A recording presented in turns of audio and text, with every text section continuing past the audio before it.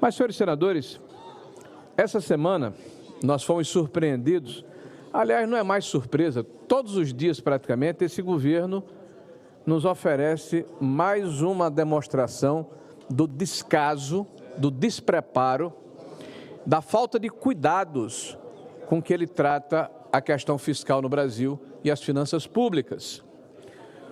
Nós descobrimos, através de uma reportagem de um importante jornal do país, que o governo haveria superestimado as receitas da Previdência em 12 bilhões de reais, o que permitiu que fosse revertido contingenciamentos e mais gastos de fundo eleitoral e oportunista que tem desequilibrado a economia brasileira e tem trazido sérios transtornos para a nossa sociedade.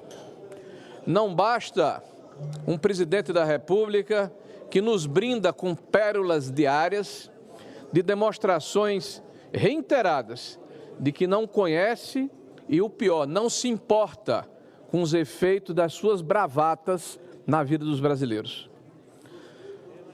Esses 12 bilhões, nós tivemos o cuidado de pedir ao Tribunal de Contas da União, e sem dúvida nenhuma é mais uma das ações que nós entramos naquela corte, que investigue e apure as responsabilidades para que nós não possamos ou não tenhamos o desprazer de repetir-se no futuro a forma descuidada e criminosa com que a administração pública tem sido tratada pelos governos do PT, como aconteceu num tempo muito recente, e nós vimos o resultado em 2014 e 2016, com a maior catástrofe econômica com que nos deparamos, com uma redução substancial do nosso produto interno bruto, com o desemprego, com o fechamento de centenas de milhares de empresas e, principalmente, com uma situação de fragilidade para aqueles mais necessitados que o Partido dos Trabalhadores faz de conta que defende.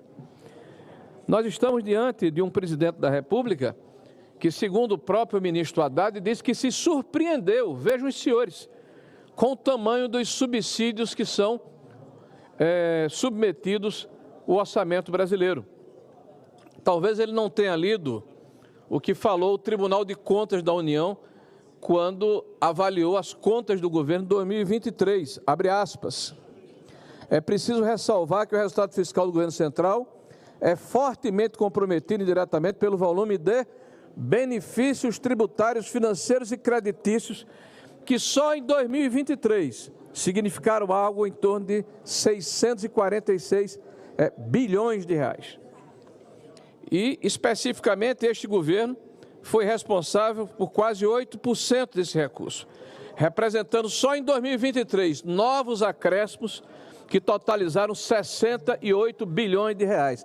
Senhor presidente, eminente senador Rodrigo Pacheco, Vossa Excelência, que junto com o líder se colocou numa posição de buscar uma alternativa ou uma solução para a questão da reoneração, desoneração da folha, talvez fosse interessante se debruçar sobre esse texto do Tribunal de Contas, que mostra que o governo atual, só em 2023, permitiu que 68 bilhões de novos benefícios fossem acobertados ou abarcados por uma parte da economia brasileira.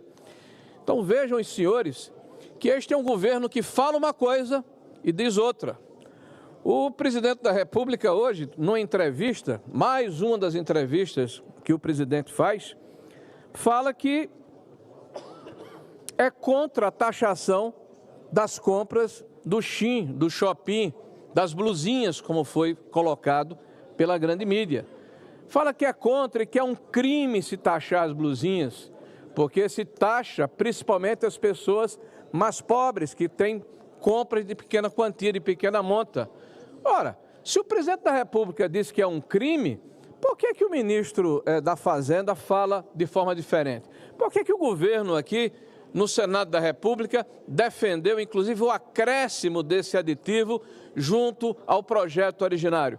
Me parece que há claramente um estelionato na forma como o presidente Lula se dirige à população brasileira, muito mais preocupado com a forma e a maneira como ele é recebido pela população do que em dizer a verdade.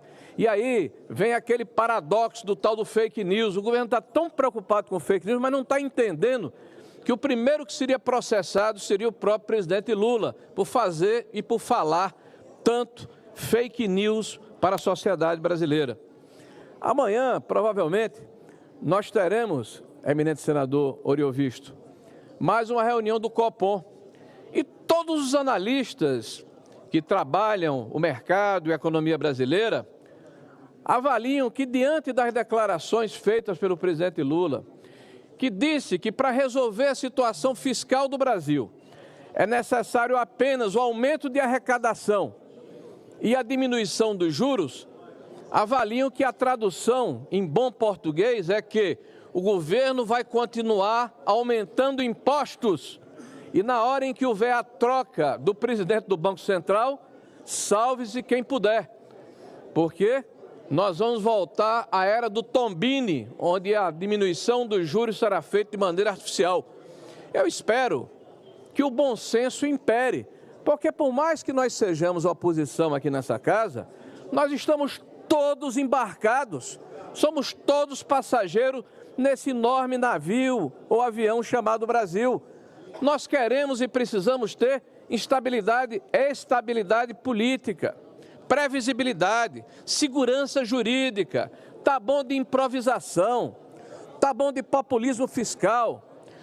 Eu acho que o Brasil não suporta mais a maneira como esse governo está se comportando de maneira errática. Isso prejudica a economia, inibe os investimentos, afugenta aqueles que, porventura, teriam que ter a coragem de alocar recursos para gerar emprego, renda e oportunidade no nosso país.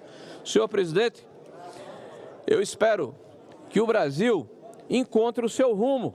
Nós estamos aqui fazendo o nosso papel de sermos uma oposição vigilante, mas uma oposição propositiva. E Vossa Excelência, que assumiu esse papel de protagonista, de buscar alternativas. Vamos buscar alternativas, senhor presidente, que não onerem mais a população brasileira. O povo brasileiro não aguenta mais aumento de impostos. Nós temos que buscar alternativas que levem em consideração a diminuição de gastos públicos. Aliás, o senador Amin, que aqui está, e eu quero só 30 segundos para concluir, foi autor de um projeto que tramitou o ano passado nessa casa, que obriga o poder público federal a fazer avaliação dos gastos públicos. E na hora em que eles não tiverem pertinência, tempestividade, não gerarem mais emprego, renda, eles teriam que ser, de algum momento e de alguma forma, retirados. Eu acho que esse é que é o caminho do aumento da produtividade, de sensatez na questão da aplicação de recursos e, sobretudo, na eficácia da administração pública. Obrigado, senhor presidente. Obrigado, líder Rogério Marinho.